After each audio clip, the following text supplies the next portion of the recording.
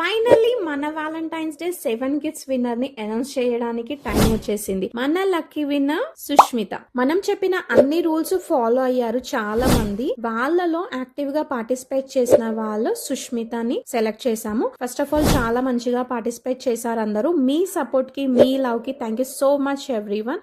మీ comments, మీ tags, మీ active participation చూసి నాకు చాలా హ్యాపీగా అనిపించింది. ఇలాగే ఎప్పుడు మన లేడీ గ్లో అప్ ని సపోర్ట్ చేయండి. పార్టిసిపేట్ చేసి విన్ అవ్వలేము అనుకోకండి. ఎందుకంటే ఈ రోజు సుష్మిత గెలిచింది, రేపు మీరు గెలవచ్చు.